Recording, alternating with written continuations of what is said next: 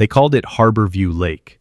That name appeared on the development's marketing brochure, the HOA newsletter, the entrance sign, the dock boxes on every slip of the 40-slip marina. It did not appear anywhere in the county's deed records, the State Water Rights Registry, or the permit files of the State Water Authority. In every document that carried legal weight, the 1976 Water Court Decree, the 1983 Impoundment Permit, the 1984 Boundary Survey, it had one name: Crane Reservoir, private property, my family's, adjudicated and recorded since 1952. I built the dam myself, designed the inlet system, filed the hydraulic analysis. The eastern inlet valve had one function: divert the northern stream away from the reservoir and into my hayfields. I had never needed to use it at full diversion in 43 years. Monday morning at 9:20, I turned the valve. 72 hours later, a resident walked to the marina, looked out from the pavilion deck, and posted 3 words to the neighborhood forum: "Where is the water?" The water was in my hayfields, where the 1976 decree said it could be. It had always been mine to move. Before we jump into today's story, drop where you're watching from in the comments, smash that like button, and make sure you're subscribed for more crazy stories like this. The Crane family had farmed the 520-acre parcel since the summer of 1952, when Emmett's father drove a survey stake into the western ridge and called it home. The land ran from the ridge's crest down through mixed timber on the upper slopes and out onto the eastern flats, where the hay ground stretched toward the county road in long, level fields that held moisture well in wet years and cracked in dry ones. 2 streams came off the ridge, one from the north, one from the northeast, and crossed the property on their way to the lower drainage, feeding the eastern flats with the irregular generosity of unmanaged water. Too much in March, not enough in August. Reliable only in the sense that you could rely on it to disappoint you, precisely when you needed it most. Emmett's father had managed both streams through flood irrigation, diversion ditches cut by hand in the 1950s, head gates fashioned from salvaged lumber, the whole system requiring constant attention and delivering inconsistent results. It worked well enough to keep the hay operation viable, and not well enough to make it dependable. Emmett had grown up watching his father walk the ditch banks in August, checking flows that were never quite adequate, adjusting gates that never quite held, and he had understood from an early age that the problem was not the streams themselves, but the absence of storage. The water existed. There was simply nowhere to hold it between the time it arrived and the time it was needed. He left the property at 18 to study civil engineering at the State University, completed a graduate program in irrigation system design, and joined the State Irrigation District in 1965 as a junior engineer. The work was the work he had grown up watching his father struggle with, scaled to a regional level: storage systems, conveyance infrastructure, diversion structures, the whole machinery of turning irregular natural flow into reliable agricultural water. He spent 13 years in the field, reviewing site plans, calculating storage volumes, designing inlet and outlet works for reservoirs from 1 acre to several hundred. He was precise and patient, and he trusted mathematics over intuition, which in irrigation engineering meant he trusted mathematics in the way that a surgeon trusts anatomy, not as an abstraction, but as the operational reality that everything else depended on. He came back to the property in 1978, after his father's health had declined enough that the operation needed a second hand. He had been commuting on weekends for 2 years by then, and had been looking at the eastern flats and the 2 ridge streams with the eyes of an irrigation engineer for the entire time. He had done the preliminary storage calculations on his kitchen table in the district office apartment, working from his own flow measurements taken during weekend visits, and he had known for at least 4 years what the solution was and approximately what it would cost. The natural depression at the north end of the eastern flats, a broad, shallow basin where the 2 streams converged before continuing south, was a reservoir site. His father had seen a wet spot that grew reeds in spring. Emmett saw a 28-acre impoundment with 22 feet of available head and a gravity-fed distribution system to every hayfield on the property. Before he could build the reservoir, he needed to adjudicate the water. This was not a formality. In a prior appropriation state, water rights are property rights, and property rights must be established through the legal system before they can be relied upon. Emmett filed for adjudication of both streams in the spring of 1976, retained a water rights attorney for the proceeding, and spent 14 months documenting his prior use history, the flood irrigation records his father had kept since 1952, the flow measurements Emmett himself had been taking since 1975, the crop records showing continuous beneficial use. The State Water Court issued its decree in the fall of that year. Water Rights Decree WD-1976-008, vesting in Emmett James Crane the prior appropriation rights to both streams, with a priority date of 1952 based on the documented commencement of beneficial use. The decree was recorded in the State Water Rights Registry and in the county deed records. It was the strongest form of water ownership the state's legal system recognized. Under prior appropriation doctrine, Emmett's decreed rights were senior to any subsequent claim and were subject to diversion at any time for beneficial use on the Crane property, without notice to any other party. He had the water. Now he could build the storage. The reservoir construction began in the summer of 1982 and was complete by the fall of 1983. The state water permit, WR-1983-114, had been issued that spring after a review process Emmett navigated with the practiced efficiency of a man who had spent 13 years on the other side of the permit desk. He knew what the reviewers needed, and he gave it to them in the correct form and in the correct order, and the permit came back clean. 28-acre maximum surface area, 22-foot maximum depth at the dam face, 2 inlet streams as the water source under Decree WD-1976-008. A controlled outlet works on the southern end for downstream bypass flow, and an eastern inlet valve system, a manually operated diversion gate on the northern stream, that allowed Emmett to redirect that stream's full flow into the western field irrigation system rather than the reservoir, for use in direct field application when storage was not needed. The eastern inlet valve was a piece of engineering that Emmett had designed himself, because it served 2 functions simultaneously. In its normal position, open to the reservoir, it directed the northern stream's flow into the impoundment, contributing to storage. In its diverted position, redirected to the field system, it bypassed the reservoir entirely and delivered the stream's flow directly to the gravity-fed distribution network on the western flats. He had included it in the permit application as a standard irrigation system component, which it was. The State Water Authority had reviewed it and approved it without comment, which was appropriate, because an irrigation diversion gate on an adjudicated stream was one of the most routine structures in water rights law. The decree authorized the diversion. The permit authorized the valve. Both instruments had been in the county and state records since the 1970s and 1980s, respectively. He completed the boundary survey in the spring of 1984, a formal survey of the reservoir's shoreline at maximum fill elevation, conducted with his own instruments and filed with the county surveyor's office. The survey confirmed what the original parcel deed described. The reservoir, at its permitted maximum water surface elevation, sat entirely within the Crane property boundary. The shoreline at full pool was inside the deed line at every point, with a minimum setback of 35 feet on the eastern side, where the parcel boundary ran closest to the water. He filed the survey under his own surveyor's certification.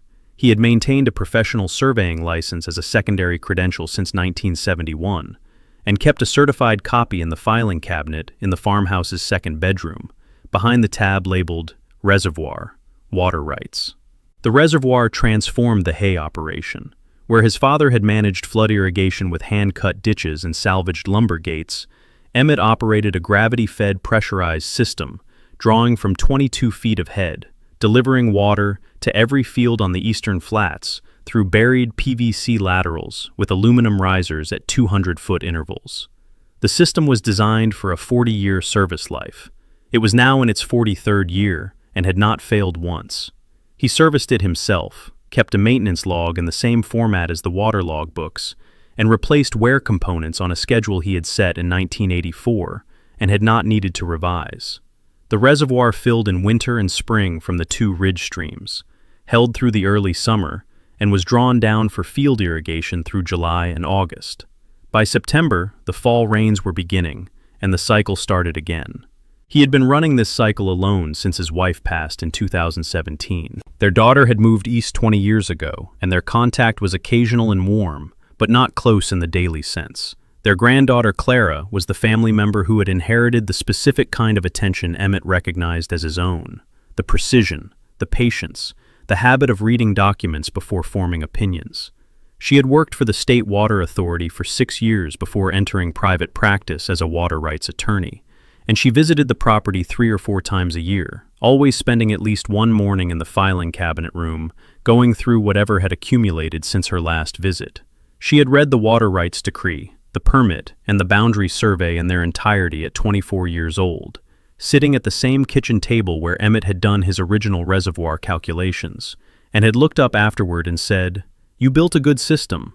He had said he had tried to. She called on Sunday evenings, same as his daughter Ruth in the Voss story. But Clara's calls ran longer because she asked questions about the documents as often as she asked about the property. She was interested in the mechanics of the water rights, in the way that engineers are interested in the mechanics of systems. Not abstractly, but practically, because the system had to work correctly under real conditions, and the documents were what defined what correctly meant. He was at the kitchen table when she called that Sunday, the late afternoon light coming through the west window at the low angle that meant the day was finishing. She asked about the hay yield, the eastern stream flow rates, the reservoir level. He answered all three. The yield had been slightly below the 10-year average. The stream flows were nominal for the season. The reservoir was at 94% of design capacity after a good spring fill. Then he mentioned, in the same even tone he used for all of it, that the HOA down the eastern slope had put in a new pavilion last summer. He had seen the construction from the ridge in July.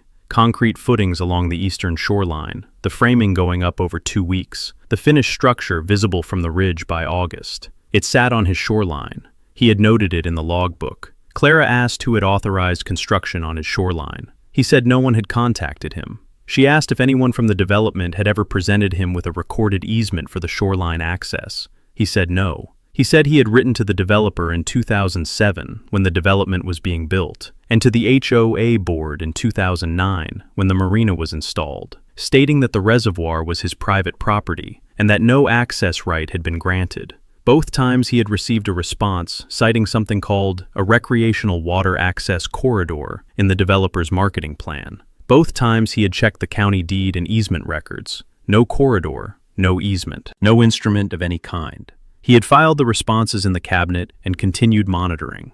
Clara was quiet for a moment. Then she said she would drive up Saturday. He said the guest room was ready. He went to the second bedroom after they hung up and pulled the reservoir folder from the cabinet. The water permit, the decree, the boundary survey, the 2 objection letters, the developer's marketing plan he had obtained from the county permit office in 2008.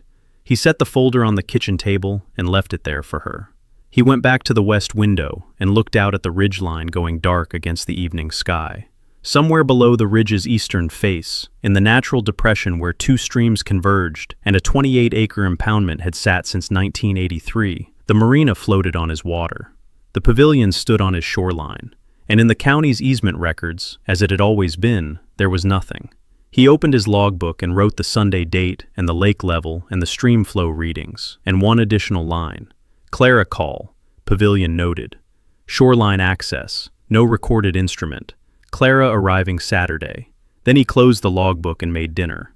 The letter was 10 days away. The land east of the Crane property had been agricultural ground for as long as anyone in the county could remember. 2 family operations running row crops and pasture on the lower slopes, the fields running east toward the county road in the flat, open way of land that has been worked consistently and without drama for generations. When the survey stakes appeared in the spring of 2005, Emmett saw them from the western ridge during his morning walk and noted them in his logbook with the same 2-line entry he used for anything that touched the property's perimeter. Date, observation, no immediate action required. He had been making that kind of entry for 40 years. Most of them amounted to nothing. He recorded them anyway, because the ones that amounted to something needed to have been recorded from the beginning. The Harborview Estates development permit was filed with the county in early 2006. Emmett pulled the permit application from the county planning office the week it appeared in the public notice index. The same week, the same county office, the same procedure he used for any development application within drainage distance of his property. He was not a litigious man, and he was not a suspicious one. He was an irrigation engineer who had spent 13 years reviewing permit applications, and who understood that the time to identify a problem in a development proposal was before the concrete was poured, not after. He read the application with the specific attention of someone who knows what he is looking for. He found it on page 4 of the site plan narrative, in the section describing the development's proposed recreational amenities. The document referred to the body of water on the adjacent property, his reservoir, his 28-acre private impoundment built in 1983 and operated under State Water Permit WR-1983-114 and Water Rights Decree WD-1976-008 as Harborview Lake, a natural recreational water feature. It described a recreational water access corridor that would provide all 210 development residents with access to the lake's shoreline and water surface. And it contained, in the permit application's access rights section, a single sentence that Emmett read 3 times to confirm he had read it correctly. Existing recreational water corridor per prior agreement with adjacent landowner. He set the document down on the counter and looked at it for a moment. Then he drove home and checked the county's deed and easement records from his home office computer. The same records he had checked when the survey stakes appeared, and the same records he would check every time a relevant document arrived for the next 18 years. No easement, no recorded corridor, no instrument of any kind, granting any party any right of access to his reservoir or its shoreline. He had never been contacted by the developer. He had never signed an agreement. He had never been asked to sign one. The prior agreement cited in the permit application did not exist in any record he could find, because it did not exist at all. He wrote to the developer the following week, a straightforward letter, 3 paragraphs, certified mail. The reservoir was his private property under deed, Water Permit WR-1983-114, and Water Rights Decree WD-1976-008. No access right, easement, or recreational corridor had been granted, agreed to, or recorded. The permit application's citation of a prior agreement was false. He expected the application to be corrected before the county issued a building permit. He kept the certified mail receipt and filed the letter behind the new tab he had created in the reservoir folder. Access disputes. The developer's response came 2 weeks later on company letterhead, signed by a project manager named Trevelyan. It said the recreational water access corridor was consistent with the development's approved site plan, and that the company was coordinating with the county to formalize the access arrangement prior to the development's opening. It cited the county permit number. It did not address the false prior agreement language. It did not cite a recorded instrument, because there was no recorded instrument to cite. Emmett checked the county records again the week the response arrived. Nothing new. He filed the response behind his letter and wrote in his logbook. Developer response. Coordination claim unsupported by county record. No easement filed. Continue monitoring. The county issued the building permit in April 2006. Emmett had submitted a written objection to the permit office citing the false right-of-way language. The permit office had acknowledged it and noted it in the file and issued the permit anyway, on the basis that the access arrangement was a civil matter between private parties. Emmett noted this in his logbook, added the permit office response, and watched the construction proceed. The development opened in 2007. The 60 lakefront units sold at a premium. The marketing materials were glossy and specific. The reservoir featured on the cover of the sales brochure under the name Harborview Lake. Photographs taken from the eastern shore at sunrise, showing the water surface catching the morning light in a way that made it look like something a developer had created for the purpose, rather than something a retired civil engineer had built in 1983 to water his hayfields. The brochure described a recreational water access corridor available to all residents and depicted the proposed marina in a rendering that showed 40 slips, a boat launch ramp, and a waterfront gathering area along the eastern shoreline. Every element of the rendering was on Emmett's property, not adjacent to it, on it. The marina construction began in the spring of 2009. Emmett watched it from the western ridge with his field glasses, the pile driving for the dock system's support posts, the ramp grading, the concrete work along the shoreline. He wrote to the HOA board in July of that year, the same week the dock system was floating. The letter followed the same structure as his 2007 letter to the developer. 3 paragraphs, plain language, certified mail, no threats. The reservoir was his private property. The dock had been installed on his lakebed without his consent. No access right had been granted. He attached copies of the water permit and the water rights decree and requested written acknowledgement that no access right existed and a timeline for removal of the unauthorized structure. The HOA's response cited the recreational water access corridor from the developer's marketing plan. It said the board was operating in good faith, reliance on the representations made during the sale of the lakefront units, and that the access corridor was a documented feature of the development's approved plan. It did not attach a recorded easement. Emmett checked the county records. Still, nothing. He filed the response and wrote in his logbook, HOA response. Marketing plan cited again. County record unchanged. Position maintained. Dock remains unauthorized. He did not write to them again after 2009. The record of his objection was established. 2 certified letters, 2 responses, citing documents that were not recorded instruments, 2 post-response county record checks, confirming the absence of any easement. He had done what the law required him to do to preserve his objection. What he had not done, and what he understood he could not indefinitely defer, was act on it. The moment for action had not yet arrived. He continued monitoring. The waterfront pavilion went up in the summer of 2011, a covered structure with a timber frame and a concrete deck, positioned on the eastern shoreline within his deed boundary, visible from the ridge from the week its framing began. He noted it in his logbook. Pavilion construction, eastern shoreline, within deed boundary. No authorization requested. No authorization granted. He checked the county permit records for the pavilion's building permit. The permit listed the project address as the Harborview Estates Common Area address and described the structure's location as HOA Common Area. It did not reference the crane deed. It did not document an access right. The county had issued it without verification of the applicant's ownership interest in the shoreline, the same way it had issued the Marina dock permit 2 years earlier. Diane Hollis moved into one of the lakefront units in 2009, the year the Marina was installed, and joined the HOA board in 2013. She became board president in 2016 after running on a platform of amenity enhancement and community branding. Her background was marketing, 20 years in resort and hospitality promotion, the last 8 as a regional marketing director for a resort management company that had operated 3 lakefront properties. She understood what water access did to property values and community identity, and she had brought that understanding to the HOA board with considerable energy. Under her presidency, the development's communications had been redesigned. New newsletter format, new website, new welcome packets for incoming residents, all featuring Harborview Lake as the development's defining amenity. The name Harborview Lake appeared in every HOA document Diane produced. It appeared on the development's entrance sign. It appeared on the Marina's dock boxes. It did not appear anywhere in the county's deed or water rights records, because it was not the name of anything in the county's deed or water rights records. The reservoir's name, in every record that mattered, was Crane Reservoir. She had not looked at the deed.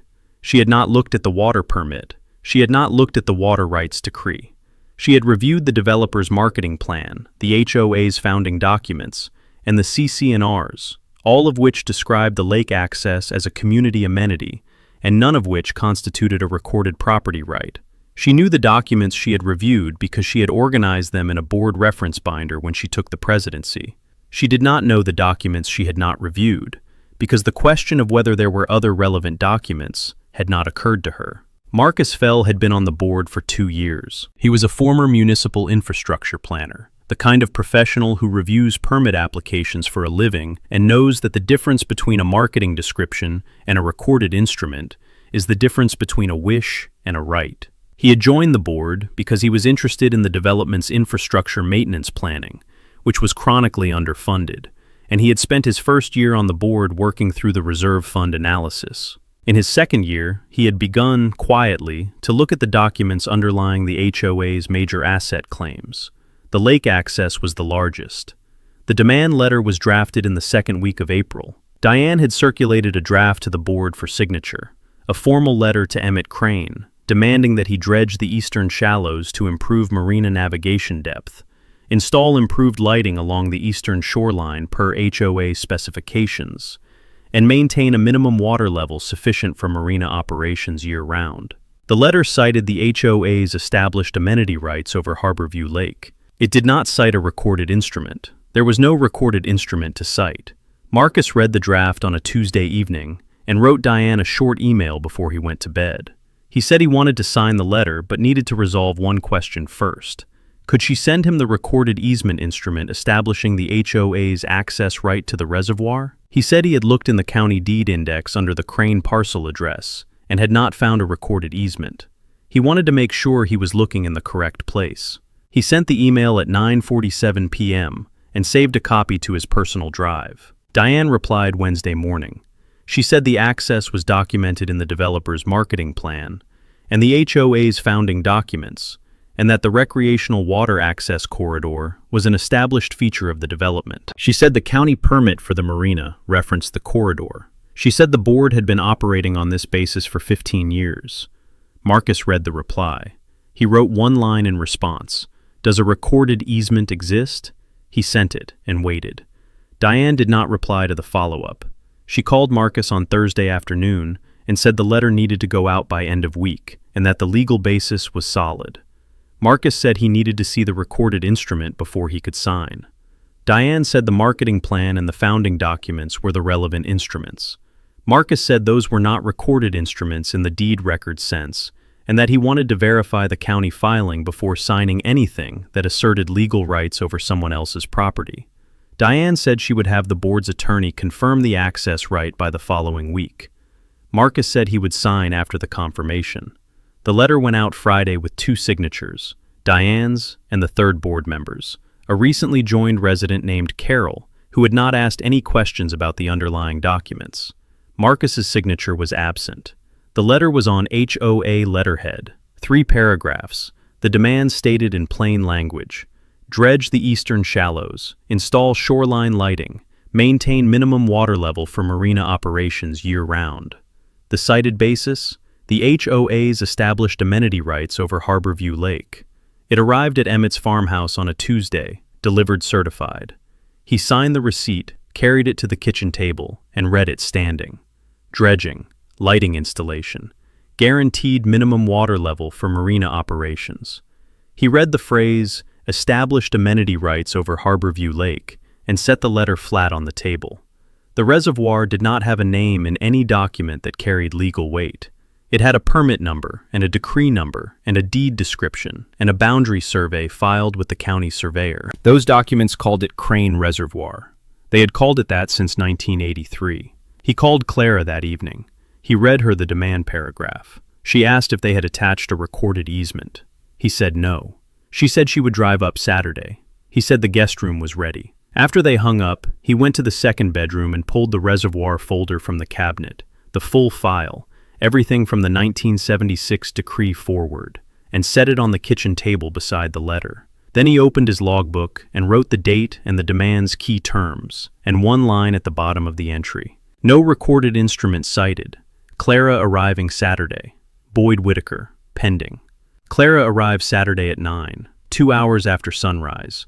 The drive from the state capitol completed in the same methodical way she did most things. Departure at first light, travel mug refilled at the County Road gas station, arrival before the morning was spent. She had been making the drive since she was old enough to make it alone, and she knew its landmarks the way Emmett knew his field gauges. Not consciously, but as a baseline against which deviation would register immediately.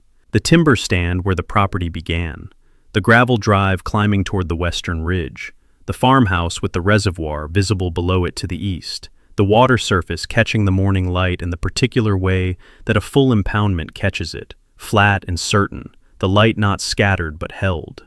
Emmett met her at the door with coffee. They sat at the kitchen table for 20 minutes in the usual way. Hay yield, stream flows, reservoir level, the cattle operation's spring status.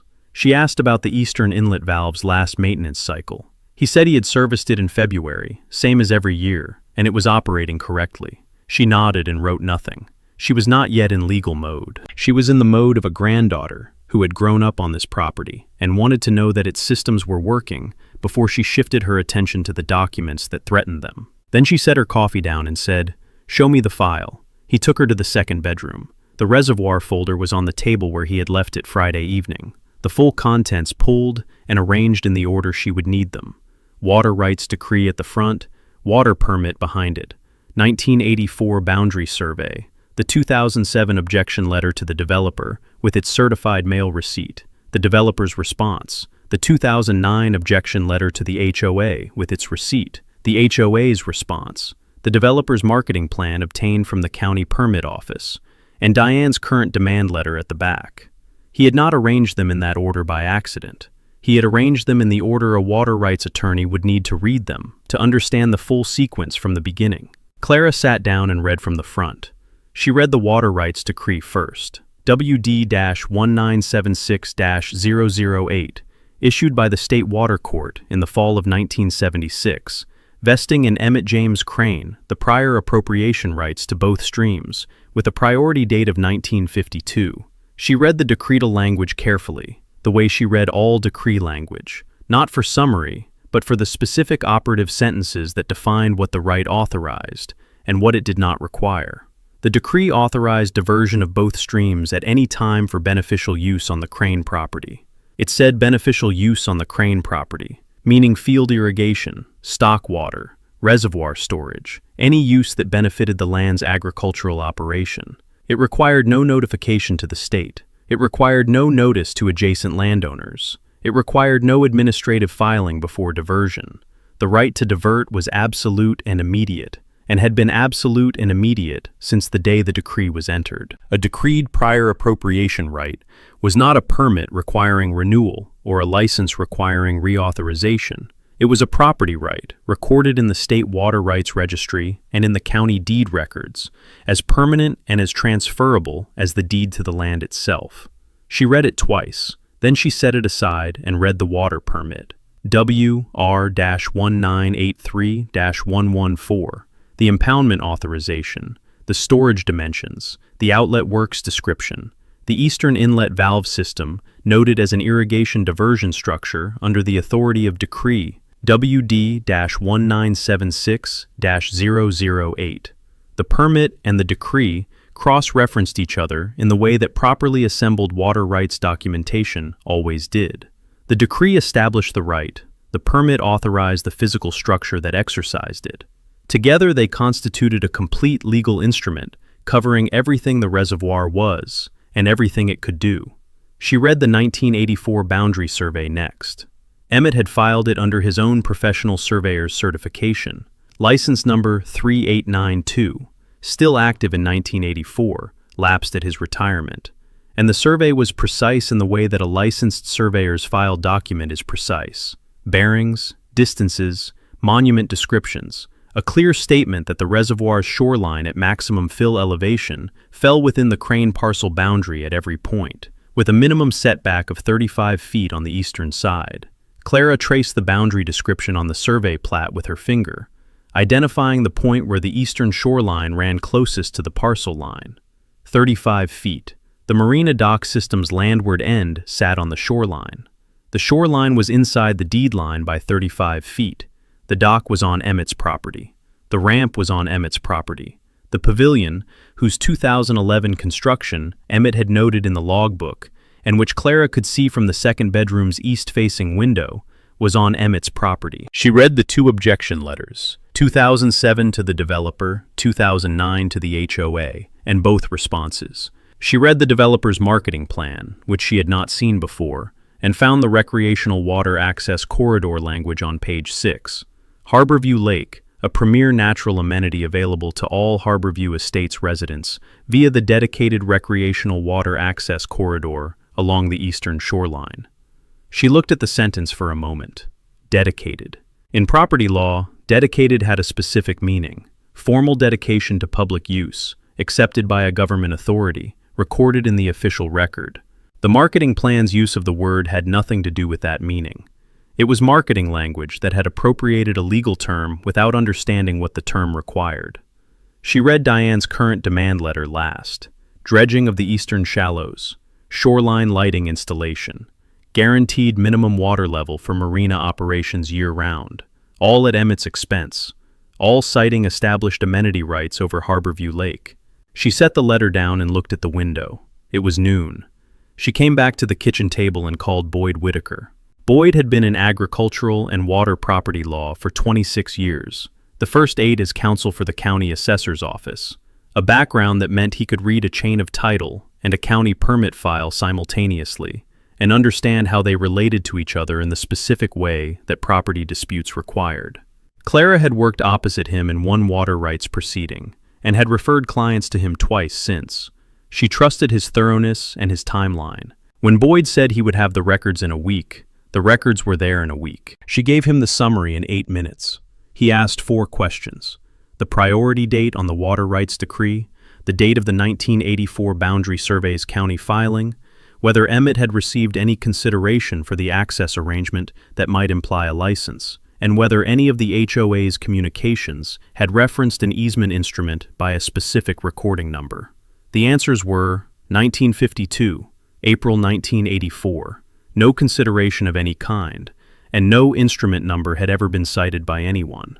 Boyd said he would pull the full development record from the county and state files and call back by the following Thursday. He asked Clara to scan and send the folder contents that afternoon. She said she would.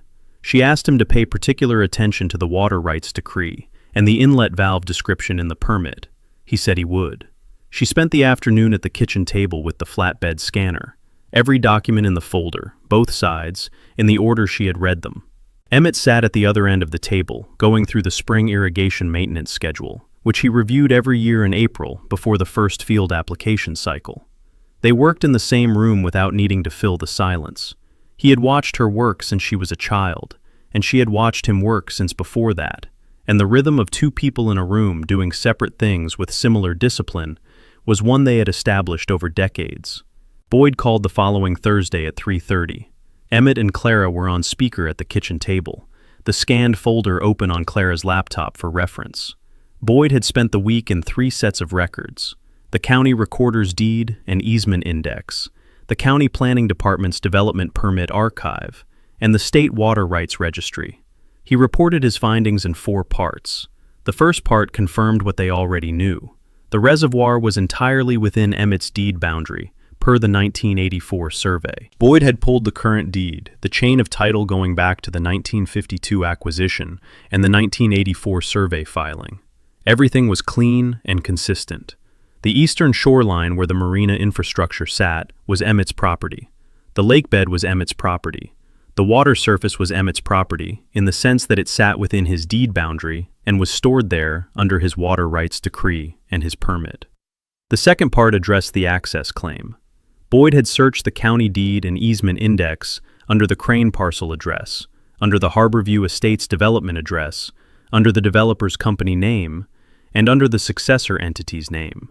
No easement, no recorded corridor, no instrument of any kind establishing an access right to the reservoir or its shoreline.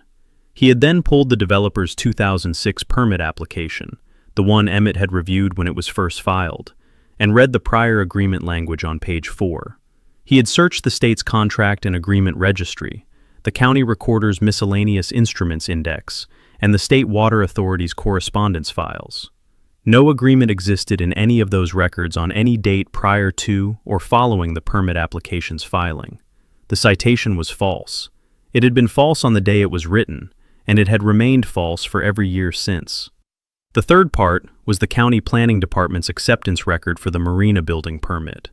Boyd had pulled the permit file, the same permit Emmett had reviewed in 2009, and confirmed that the county had issued it without verifying the applicant's ownership interest in the lakebed. The permit file contained no deed documentation, no easement documentation, and no water rights documentation. It contained the application, the site plan, and the approval stamp. The county had issued a building permit for a structure on private property it had no record of the applicant owning. Then Boyd described what he had found when he read the water rights decree carefully. He said he had read WD-1976-008 in its entirety, including the decretal language governing diversion, and he wanted to make sure Clara had seen the same operative sentences he was looking at. He read the key provision aloud. The decree holder holds the right to divert both streams at any time, in any quantity up to the full adjudicated flow, for beneficial use on the Crane property, without requirement of notice to the state, to adjacent landowners, or to any other party. Said right being absolute and senior to all subsequently established water uses in the same drainage. He paused after reading it. He said, "Do you understand what that means for the reservoir level?" Clara said she did. She said she had read the same sentence Saturday morning and had been thinking about it since. Boyd said, "If Emmett closes the eastern inlet valve and diverts the northern stream into the field irrigation system, the reservoir begins dropping. The diversion is the exercise of a decreed property right. It requires no filing, no notification, no administrative process of any kind.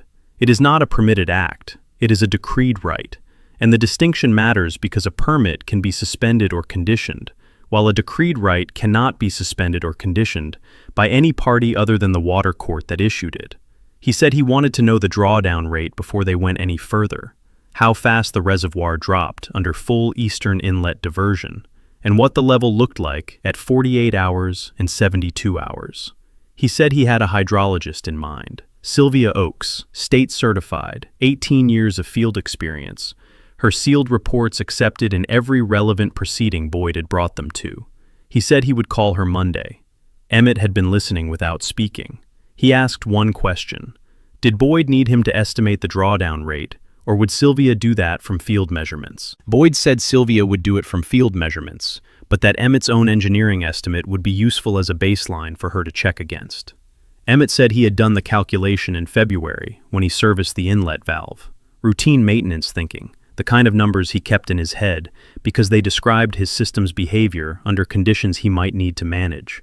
He said under dry season conditions with the eastern inlet fully diverted, the reservoir dropped at approximately 0.19 feet per hour, based on the inlet's measured dry season flow rate of 2.1 cubic feet per second and the reservoir's surface area.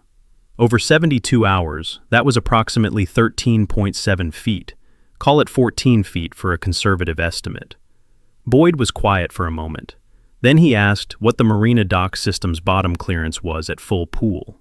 Emmett said the dock was a floating system, with its landward connection fixed to shore pilings. At full pool, the dock floated. At 14-foot drawdown, the water surface dropped below the dock's flotation range, and the dock system would be resting on the lake bed. Boyd said, "And the boat launch ramp?"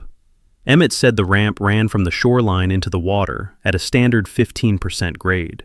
At 14-foot drawdown, working backward from the ramp's geometry, the water line would be approximately 56 to 60 feet beyond the ramp's lower end. The ramp would terminate in dry lake bed. Boyd said he would call Sylvia Monday morning. Clara said she would be reachable by phone through the weekend, and asked Boyd to confirm the scope of Sylvia's work when he had spoken to her. Boyd said he would. He said the certified response letter could be drafted in parallel with the hydrological analysis.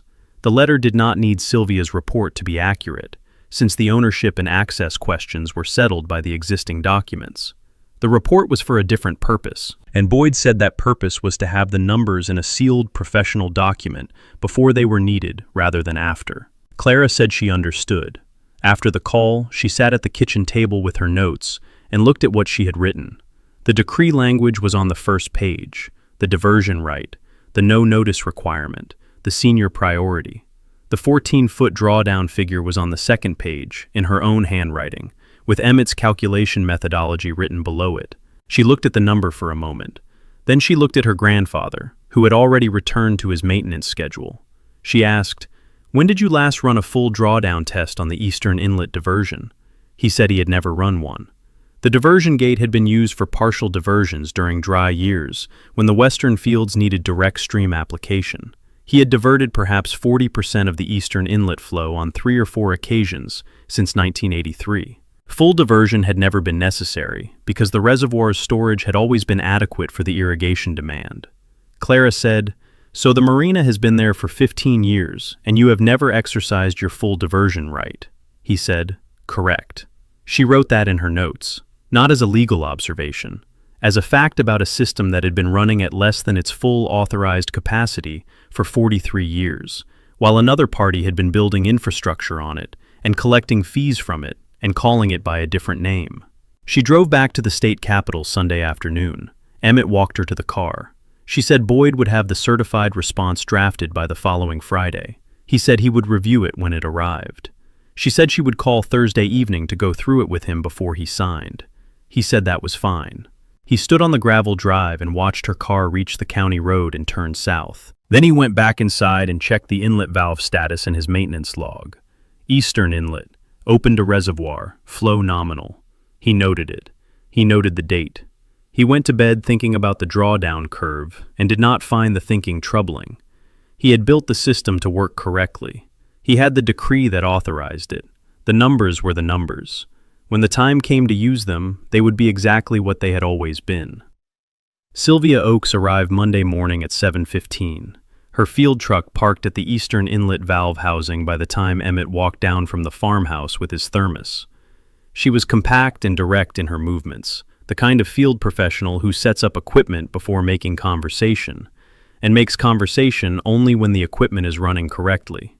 She had a flow meter, a survey rod, a depth sounder for the bathymetric work, and a bound field notebook already open on the truck's tailgate. She introduced herself, confirmed the site access arrangement, and asked Emmett one question before they began. Had the eastern inlet valve been operated at any setting other than fully open to the reservoir in the past 12 months? He said no. Full flow to the reservoir, continuous since the previous September's irrigation season close. She wrote that in her field notebook and picked up the flow meter. She worked the eastern inlet stream at 3 stations over the first morning. The uppermost station was 80 feet above the inlet valve housing, in a straight reach of the stream where the channel geometry was consistent and the flow measurement would reflect the stream's full natural discharge without influence from the valve structure. The middle station was 40 feet above the valve, in the transition zone where the stream's velocity began to be affected by the valve's backwater. The lower station was at the valve outlet itself, measuring the flow entering the reservoir under current open valve conditions. She took 3 readings at each station, calculated the average, and recorded the results in her field notebook with the time, the weather conditions, and the water temperature at each station. The eastern inlet's current flow was 2.3 cubic feet per second, slightly above the dry season baseline Emmett had used for his February estimate, which he had calculated at 2.1 cubic feet per second. The difference was consistent with the spring snowmelt contribution still running off the northern ridge, which would taper through May and June until the stream settled into its dry season rate. Sylvia noted both figures, the current measured rate and the projected dry season rate, which she calculated from the stream's recession curve, using the ratio of spring to dry season flow from the 3-station measurements and the channel substrate characteristics. Her projected dry season rate was 1.9 cubic feet per second, slightly below Emmett's 2.1 cubic feet per second estimate, reflecting the more conservative projection that field measurements supported. She moved to the reservoir in the afternoon. The bathymetric survey of the eastern shallows was the most time-consuming part of the field work. She worked the depth sounder in systematic transects across the eastern third of the reservoir, from the Marina dock system's seaward end back toward the inlet valve, recording depth at 30-foot intervals on each transect.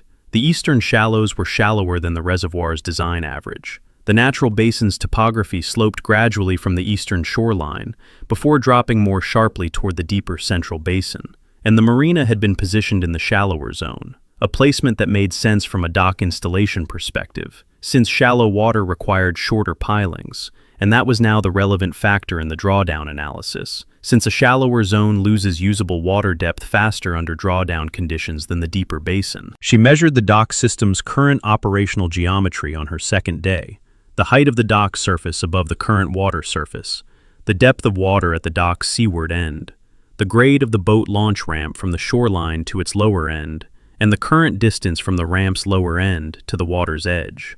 The dock was floating at its designed operational depth. The ramp's lower end was submerged by approximately 3 feet. The water's edge was at the ramp's designed operational termination point. The system was working as its installer had intended, under current full pool conditions. She came back Wednesday morning for one additional set of measurements, inlet flow rate confirmation, and a final set of bathymetric transects in the shallowest section of the eastern shallows, the zone immediately in front of the Marina dock system's landward connection to the shore pilings. This was the zone where the lake bed would be exposed first under drawdown conditions, and she wanted the depth measurements there to be as precise as the rest of the report. She finished at noon, packed her equipment, and told Emmett she would have a draft report to Boyd by the following Wednesday and a sealed final by Friday. Boyd received the draft Wednesday afternoon and called Sylvia that evening with 3 questions about her drawdown curve methodology, specifically the assumptions underlying her dry season flow projection and the way she had handled the reservoir's evaporation rate in the volume balance calculation. Sylvia answered all 3 without hesitation, citing her field measurements and the standard evaporation coefficients for the region's climate classification. Boyd said the methodology was sound. She said she would send the sealed final Friday morning. The sealed report arrived at Boyd's office Friday at 9. 19 pages, Sylvia's state hydrologist certification number and professional seal on the cover page, her signature on the last page. Boyd read it in full before he called anyone. The report's key findings were organized in 4 sections. Section 1 described the eastern inlet stream's current and projected dry season flow rates: 2.3 cubic feet per second current, 1.9 cubic feet per second projected dry season, and confirmed that under full diversion to the western field irrigation system, 0 flow would enter the reservoir from the eastern inlet. Section 2 described the reservoir's current volumetric condition and the bathymetry of the eastern shallows in detail sufficient to support the drawdown projection. Section 3 was the drawdown analysis. Under full eastern inlet diversion during dry season conditions, with the reservoir at or near its current full pool elevation, the water surface would drop at an average rate of 0.185 feet per hour for the first 48 hours, decelerating slightly as the surface area decreased in the deeper central basin, for a projected 72-hour drawdown of 13.8 feet, which Sylvia rounded to 14 feet in her summary, consistent with Emmett's February estimate and confirming it with measured data rather than approximation. Section 4 was the operational impact analysis.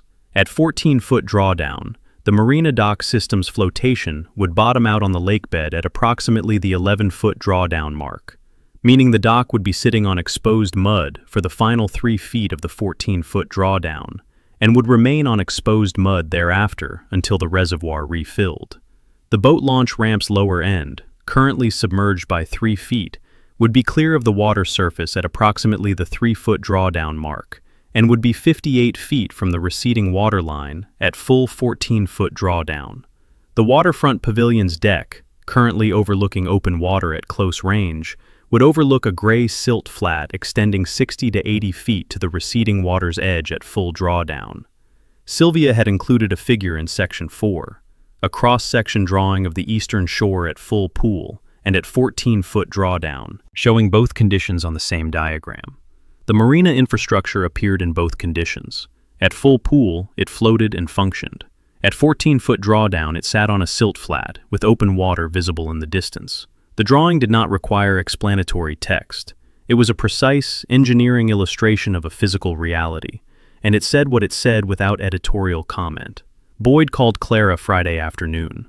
He read the key figures from the report: dry season flow rate, drawdown rate, 72-hour projection, operational impact at full drawdown, and confirmed that all of them were consistent with Emmett's February engineering estimate. Clara said she had expected that. She said the certified response letter needed to go out the same week. Boyd said the draft was ready, and he would send it to her and Emmett for review by end of day. The draft arrived at Emmett's email at 4:30 Friday. He printed it at the kitchen table and read it with the same deliberate attention he brought to every document that bore his name, beginning to end, once for comprehension, once for accuracy. 4 paragraphs, plain language. The first paragraph stated the ownership position in 3 recorded instruments. Crane Reservoir was Emmett's private property under his deed. Under State Water Permit WR-1983-114, and under Water Rights Decree WD-1976-008. All 3 instruments were recorded: the deed in the County Recorder's Office, the water permit in the State Water Authority's Permit Registry, and the Water Rights Decree in both the State Water Rights Registry and the County Deed Records. The paragraph named all 3 instruments by their specific identifying numbers, and noted that all three were available for public review in the relevant official records. The second paragraph refused the demand in full: the dredging, the lighting installation, the minimum water level maintenance requirement. Each demand was refused on the same basis. The demands required Emmett to alter the management and physical condition of his private property for the HOA's benefit, on the basis of an authority the HOA did not possess over property it did not own. The paragraph was 2 sentences. It said no, and it said why. The third paragraph addressed the marina infrastructure directly. The dock system, the boat launch ramp, and the waterfront pavilion had been installed on Emmett's private lakebed and shoreline without a recorded easement, without his consent, and without compensation. Emmett reserved all rights with respect to the continued presence of those structures on his property. The paragraph did not specify what those rights included or how they might be exercised. It said reserved. Boyd had chosen that word carefully. The fourth paragraph was a single sentence. No further demands would be considered without presentation of a recorded instrument establishing the HOA's claimed access and amenity rights over Crane Reservoir. 4 attachments: the water permit, the water rights decree, the 1984 boundary survey, and Boyd's 2-page county records summary, his name and firm address at the top, the search date and methodology described in the first paragraph, and the findings stated plainly in the second. No easement, no recorded corridor, no instrument of any kind establishing an HOA access right to Crane Reservoir exists in the county deed and easement index, the county planning permit records, the state water rights registry, or the state water authority's permit files as of the date of this summary. Clara called Emmett at 6 to go through the draft. She asked if he had questions on any of the 4 paragraphs. He said the third paragraph's reserved language was correct, and that he understood what it meant in context. She said Boyd had been deliberate about it. It left every option open without disclosing which options were under consideration. Emmett said he understood. He said the letter was accurate, and he would sign it. He printed the final version Saturday morning, signed it at the kitchen table, scanned it back to Boyd's office, and drove to the County Road post office at 7:30. He mailed it certified, kept the receipt, and drove back to the property. He opened his logbook at the kitchen table and wrote the Saturday date. He wrote, "Certified response mailed 7:31 a.m. 4 attachments. Demand refused in full. Unauthorized structures noted. Rights reserved. No recorded instrument cited by HOA. County record. Unchanged." He paused. Then he added one line at the bottom of the entry, below the summary, in the same even hand he used for every logbook entry from the first one in 1980 to this one. Inlet valve. Operational. He closed the logbook and looked east through the kitchen window. The reservoir was at full pool in the morning light, the water surface flat and certain, the dock system floating at the eastern shore as it had floated for 15 years. The pavilion stood on his shoreline in the early sun. The ramp ran down to the water's edge at its designed grade.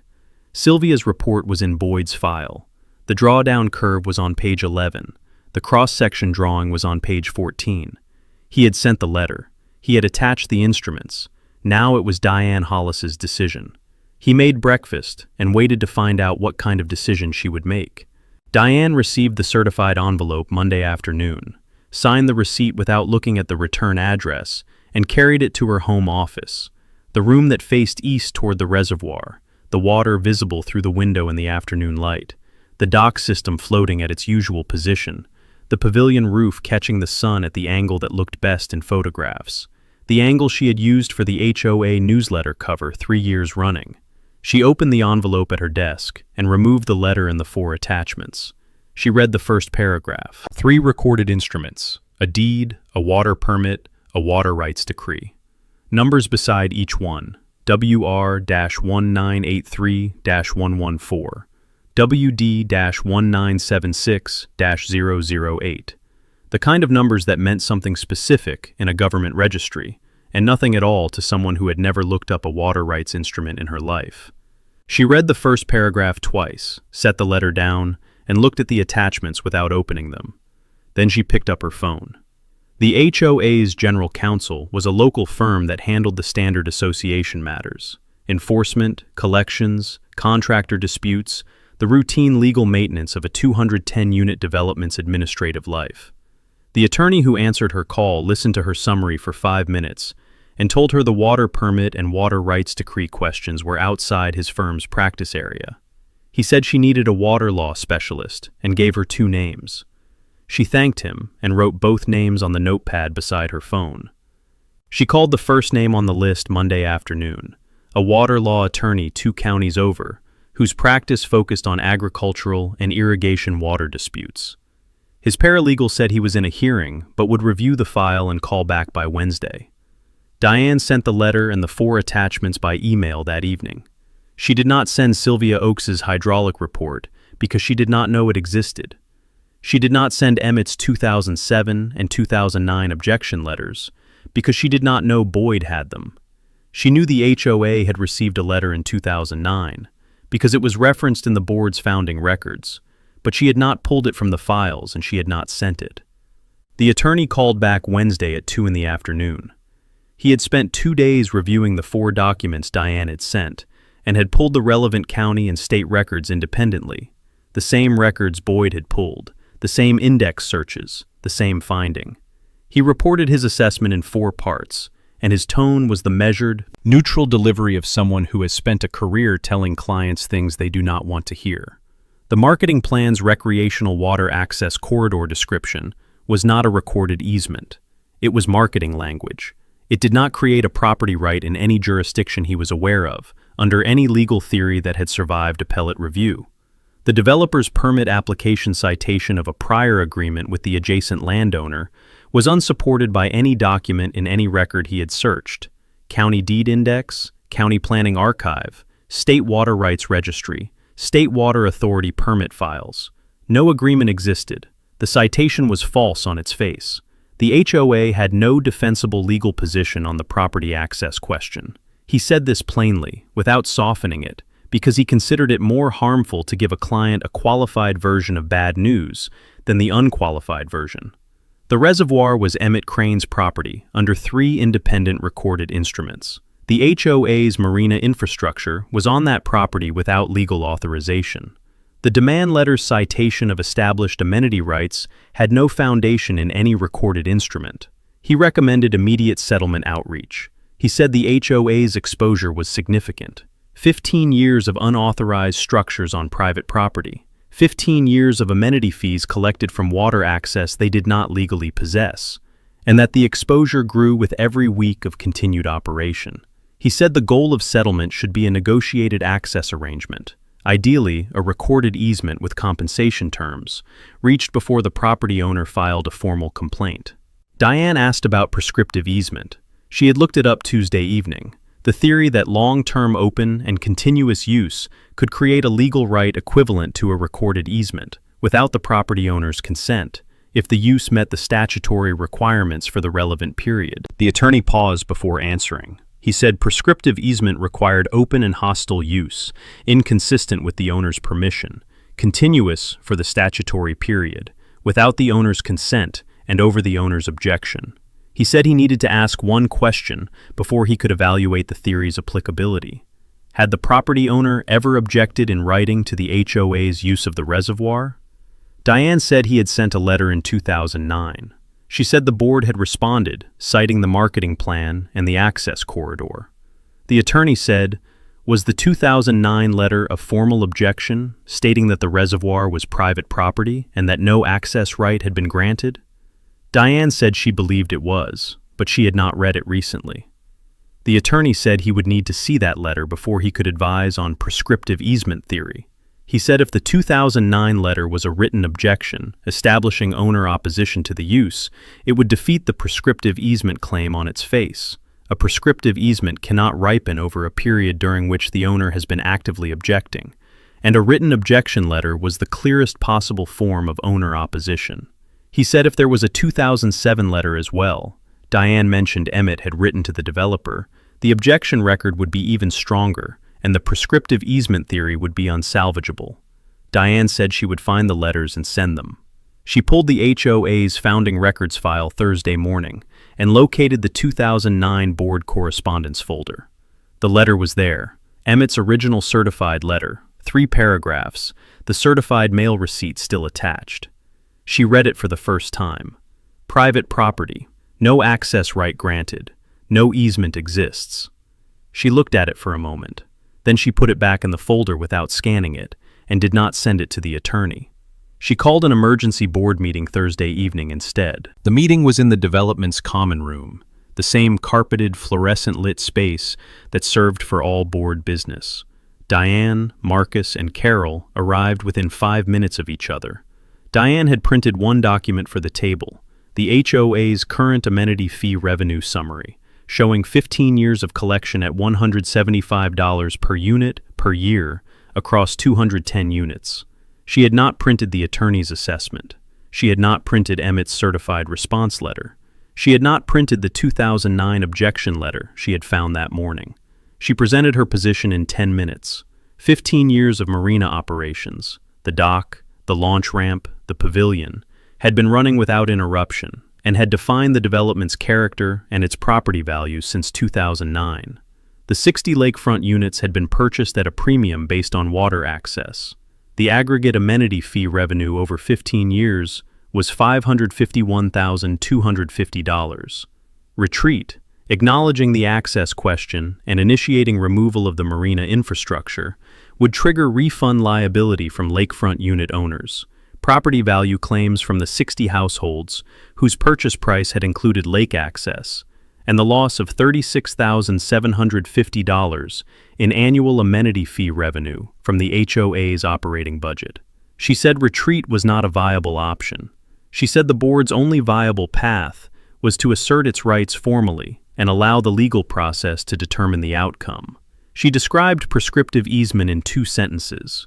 15 years of open, continuous, community-wide use of the reservoir established a legal right equivalent to a recorded easement, and that right could be asserted in a formal letter and defended in court if necessary. She did not tell the board that the attorney she had retained had recommended against asserting it. She did not tell them about the 2009 objection letter she had read that morning. She said the board would vote on sending a second letter asserting prescriptive easement rights and demanding compliance within 30 days. Carol voted yes. She had not asked any questions during Diane's presentation. She had been on the board for 4 months and had not reviewed the underlying property documents. Marcus voted no. He said it clearly and without elaboration when the vote was called. Then he asked for the meeting minutes and the minute-taker's laptop. He dictated his dissent statement himself, looking at the screen while he spoke. He said he had voted no because before signing the first demand letter, he had emailed Diane asking for a recorded easement instrument establishing the HOA's access right to the reservoir, and he had received a response citing the developer's marketing plan rather than a recorded instrument, and he had sent a follow-up email asking specifically whether a recorded easement existed, and that email had not been answered. He said he was recording his dissent because the board was now voting to assert prescriptive easement rights, a legal theory that required open use over the owner's objection, without having reviewed whether the owner had objected in writing at any point during the 15-year period of claimed use. He said he had looked at the county deed index himself and had found no recorded easement. He said if an owner objection letter existed in the HOA's own files, the board should have read it before voting to assert a theory that an objection letter would defeat. He asked the minute-taker to read it back. She read it back. He confirmed it was accurate. He asked that it be time-stamped. She added the time. He photographed the screen with his phone before the meeting closed. Then he asked Diane directly, "Is there an objection letter from the property owner in the HOA's files?" Diane said the 2009 correspondence was in the founding records file. Marcus asked if she had read it before the meeting. Diane said she had reviewed it this morning. Marcus wrote the date on his copy of the meeting agenda and underlined the exchange. He put it in his bag. The second letter went out Friday on HOA letterhead, the water law attorney's firm name in the footer as outside counsel, though the attorney had not drafted it and had not been told it was being sent. Diane had drafted it herself using the prescriptive easement framework she had described at the meeting. 2 pages. The first page asserted 15 years of open, continuous, community-wide use of Harborview Lake as the basis for a prescriptive easement claim equivalent to a recorded access right. The second page demanded that Emmett cease any interference with lake access, comply with the dredging, lighting, and minimum water level demands, and respond in writing within 30 days or face legal action to establish the prescriptive easement in court. The letter did not mention Emmett's 2007 or 2009 objection letters. It did not address the water permit or the water rights decree. It asserted the prescriptive easement theory and stated the 30-day deadline and left everything else, every document that answered the theory, every instrument that made it untenable, unaddressed. Emmett received it Saturday morning. He drove to the mailbox at the end of the gravel drive, signed the certified receipt, and stood at the mailbox to read it. He read both pages.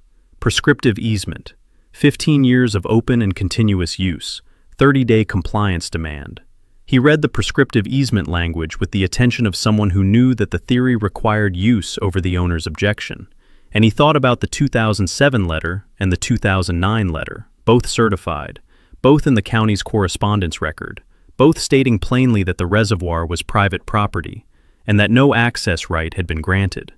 The prescriptive easement theory required that those letters not exist. They existed. He had copies in the filing cabinet in the second bedroom. He folded the letter in half and drove back to the farmhouse. He sat at the kitchen table and called Clara. She answered immediately. He said, "Second letter, prescriptive easement theory, 30-day compliance demand." Clara said, "Now we file." He said, "I know." She said she would call Boyd Monday morning and that the complaint would be drafted by the end of the week. She said he should do nothing in the meantime. No response to the letter, no communication with the HOA. He said he understood. She said she would drive up Tuesday after the filing was confirmed. After they hung up, he sat at the kitchen table for a moment with the letter in front of him and thought about the prescriptive easement theory's requirement. Open and continuous use, without the owner's consent, over the owner's objection. He had objected. He had objected in 2007 and again in 2009, and both times in writing, both times by certified mail, both times in language that stated the legal position plainly enough that no one reading it could have missed what it said. The HOA's letter asserted 15 years of use over his objection as the basis for a legal right. The theory was not just incorrect, it was precisely and documentably incorrect, defeated by the same filing cabinet in the same second bedroom that had been holding the correct answer since the letters were written. He opened his logbook to a new page. He wrote the Saturday date at the top. He wrote, "Second letter received. Prescriptive easement theory asserted. Demand refused. 2 certified objection letters on record, 2007, 2009. Theory unsupportable on documented record." He paused. He looked at what he had written. Then he added one line below the entry, in the same measured hand. "Inlet diversion. Pending." He closed the logbook and looked east through the window at the reservoir. Full pool. The water surface flat in the Saturday morning light. The dock system floating at the eastern shore, exactly as it had floated for 15 years. He thought about 14 feet. Then he made breakfast. Boyd filed at 9:05 Monday morning. 41 pages, 3 tracks, 9 exhibits. The complaint organized with the structural precision of a man who had spent 26 years building property rights cases from the ground up, and who understood that the quality of a complaint was measured not by its length but by the completeness of its evidentiary foundation. Every assertion in the text had a corresponding exhibit. Every exhibit was a document that had been sitting in a county or state file for years, available to anyone who had looked. No one on the HOA's side had looked at the right documents in the right sequence. Boyd had. The complaint was the result. Track 1 occupied the first 15 pages. 15 years of unauthorized structures on Emmett's private lakebed and shoreline. The Marina dock system installed in 2009. The boat launch ramp installed the same year. The waterfront pavilion installed in 2011. Without a recorded easement, without a deed conveyance, without a license, without compensation, without consent. Boyd constructed the track in 2 layers. The first layer established ownership. The deed, the 1984 boundary survey, and the water rights decree together confirmed that the reservoir, its lakebed, and its eastern shoreline fell within the Crane property boundary under 3 independent recorded instruments. The second layer documented the unauthorized use. The Marina building permit showing the installation address as HOA common area without any deed documentation. The pavilion building permit showing the same deficiency, and the HOA's own amenity fee records, obtained from the county's HOA registration filings, which required annual financial disclosures, showing $175 per unit per year across 210 units beginning in 2010.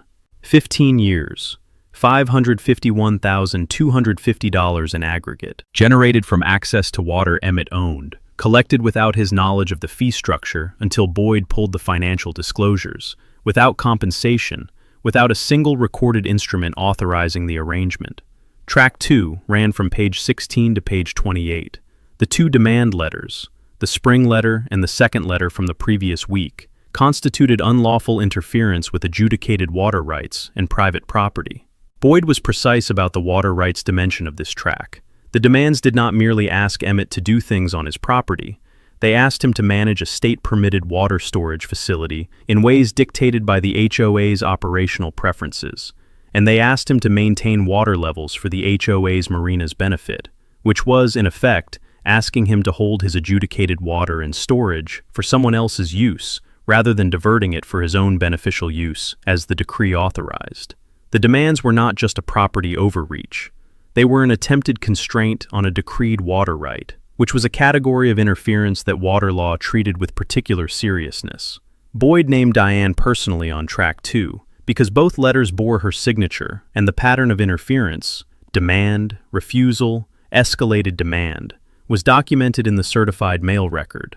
Track 3 was 11 pages, and it was the section Boyd had written with the most care, because the prescriptive easement theory in the second letter was not merely legally incorrect, it was specifically and documentably incorrect, in a way that the record made plain without requiring argument. Prescriptive easement required open and hostile use, inconsistent with the owner's permission, continuous for the statutory period, without the owner's consent, and over the owner's objection. Exhibit E was Emmett's 2007 letter to the developer, certified, 3 paragraphs, stating that the reservoir was private property and that no access right had been granted or agreed to.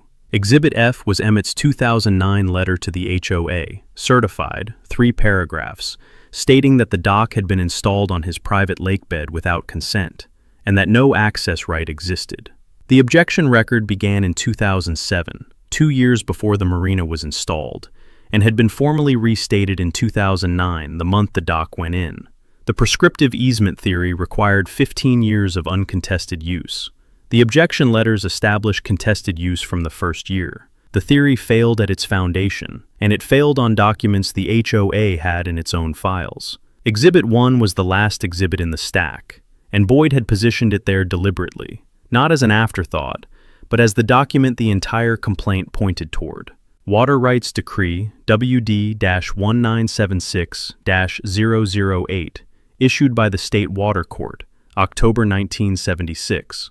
Boyd had pulled the certified copy from the State Water Rights Registry and had it reproduced in the exhibit at full size, the decretal language visible without magnification. The operative sentence was on page 2 of the decree. The decree holder holds the right to divert both streams at any time, in any quantity up to the full adjudicated flow, for beneficial use on the Crane property, without requirement of notice to the state, to adjacent landowners, or to any other party, said right being absolute and senior to all subsequently established water uses in the same drainage.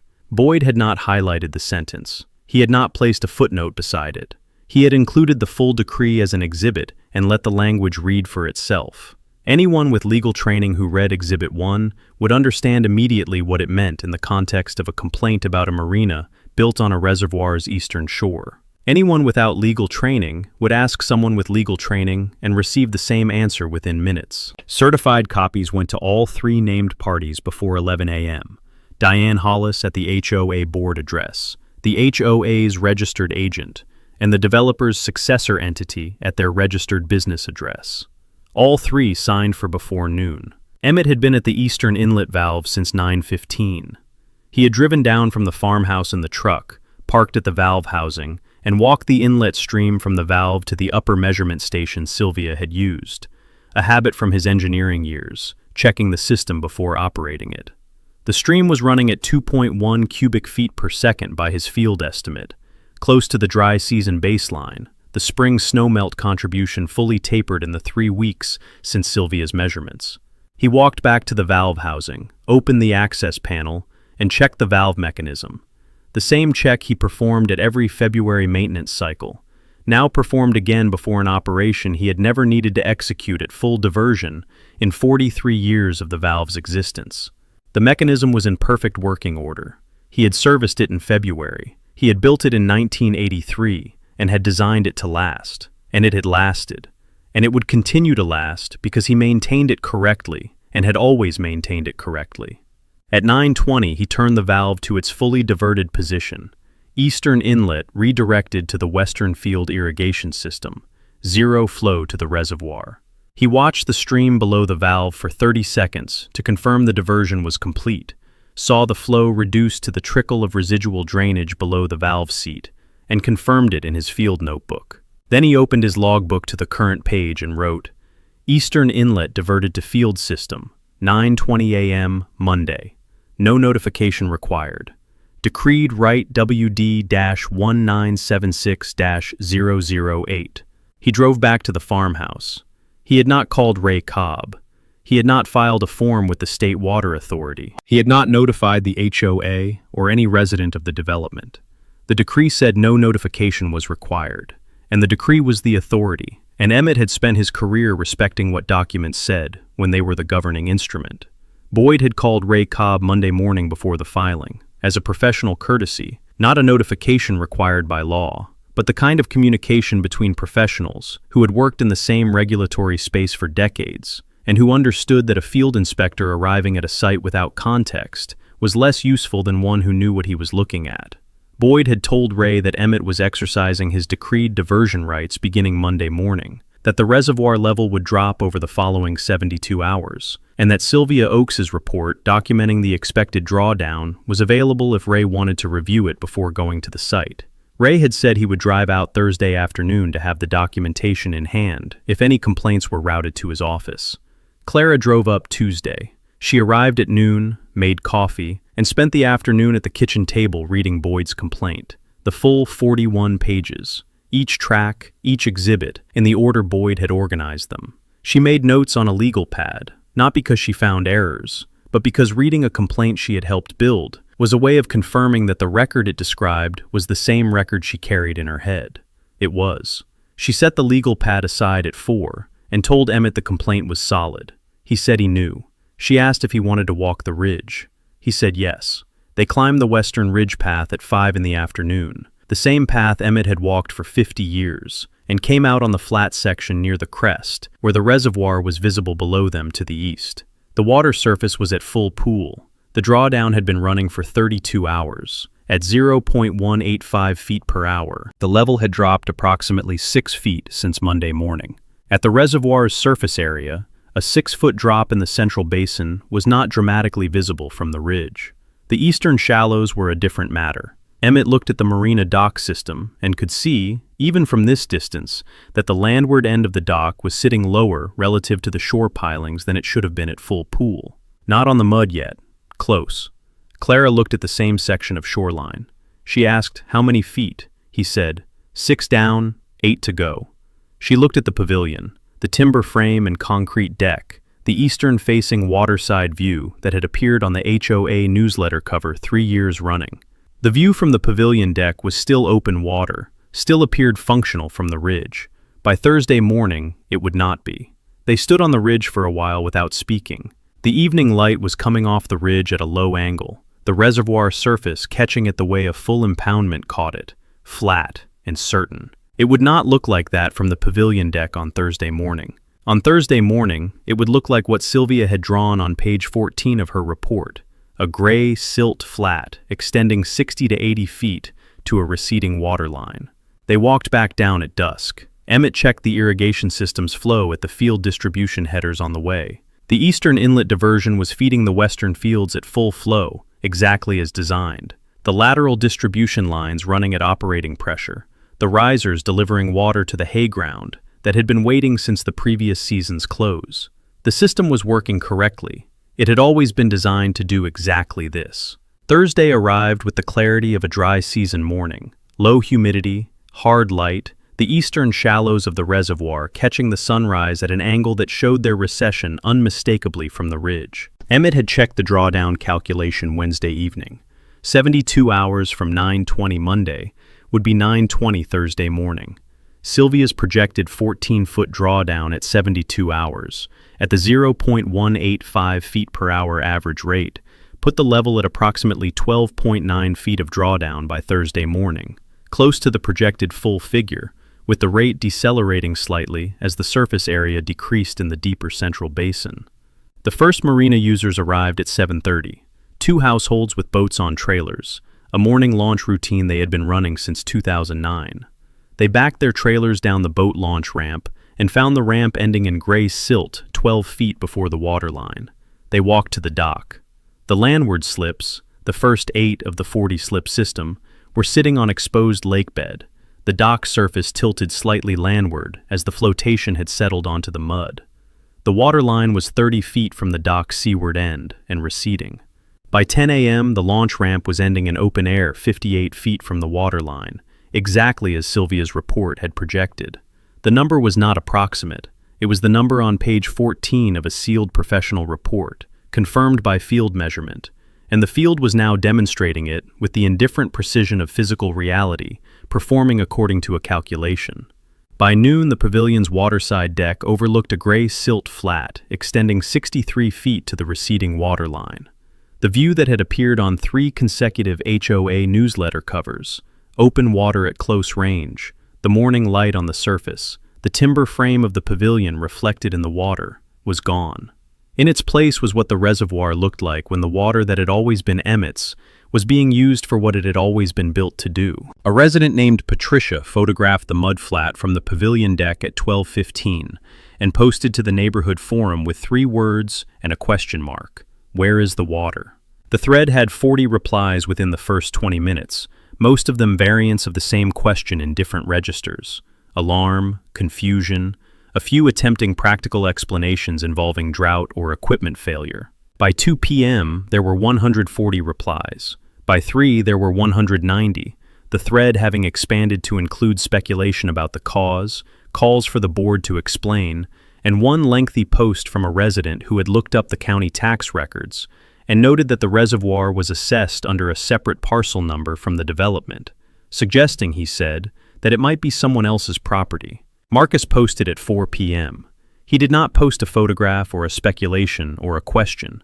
He posted the county deed index search result for the Crane parcel address, a direct link to the county recorder's public database, showing the search results for easements recorded against that parcel. The results were a blank table, no easements, no recorded corridor, no instrument. He wrote one sentence below the link. There is no recorded easement for this reservoir in the county record. The thread had 280 replies by 5 p.m. Ray Cobb had driven out Thursday afternoon, parked his State Water Authority truck on the county road shoulder at 2:30, and walked to the valve housing with Boyd's courtesy call notes and a copy of Decree WD-1976-008 in his field folder. He confirmed the valve position, fully diverted, consistent with what Boyd had described, and noted the reservoir level from the shoreline gauge Emmett had mounted on the northern bank. 12.8 feet of drawdown. He wrote the reading in his field notebook, confirmed the decree's authorization language, and drove to a position on the county road where he could see the corridor between the valve housing and the development's eastern boundary. The State Water Authority call came in at 3:30 from a resident who had found the authority's complaint line through the county's emergency services directory. The call was routed to Ray's field unit because the complaint involved a water management structure within his inspection territory. He answered and listened to the complaint. Reservoir draining, no explanation, Marina inoperable, and confirmed that he was already on site, that the drawdown was the result of an authorized diversion under Water Rights Decree WD-1976-008, that the decree authorized diversion at any time without notification, and that there was no applicable regulatory action available because no regulation had been violated. He said the decree was a matter of public record and could be reviewed at the State Water Rights Registry. He gave the registry's website address. The resident said he did not understand why a private person could drain a lake. Ray said it was not a lake in the public sense. He said it was a private reservoir, and the water in it was private property under a decreed water right that predated the development by 7 years. He said there was nothing further the water authority could do.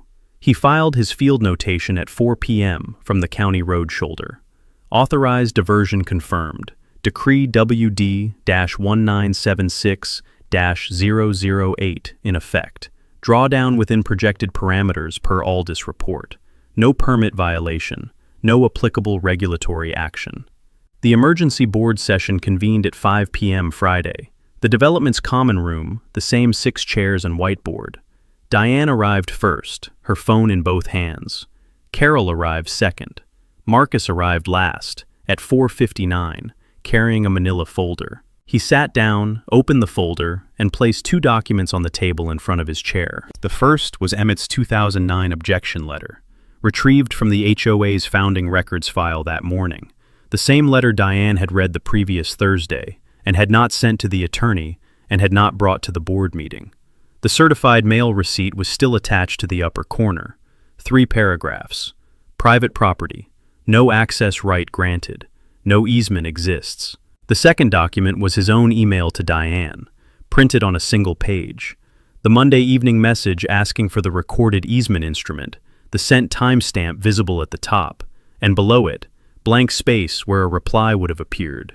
And then his follow-up email asking specifically whether a recorded easement existed, with its own timestamp, and below that, nothing. No reply. The absence of a reply was as visible on the printed page as the presence of one would have been. He set both documents on the table, side by side, and folded his hands and looked at Diane. He did not say anything. Outside, the reservoir was 11 feet below full pool, and dropping at 0.185 feet per hour. The Marina dock system was on the mud. The boat launch ramp ended in open air. The pavilion deck overlooked a silt flat. The forum thread had 310 replies, and the 2 documents on the common room table said, in the plain language of a certified letter and an unanswered email, everything that needed to be said about how the situation had arrived at this point. Diane opened her folder and began to speak. Diane resigned Sunday morning by email. 2 sentences. Stepping down effective immediately. She wished the community well.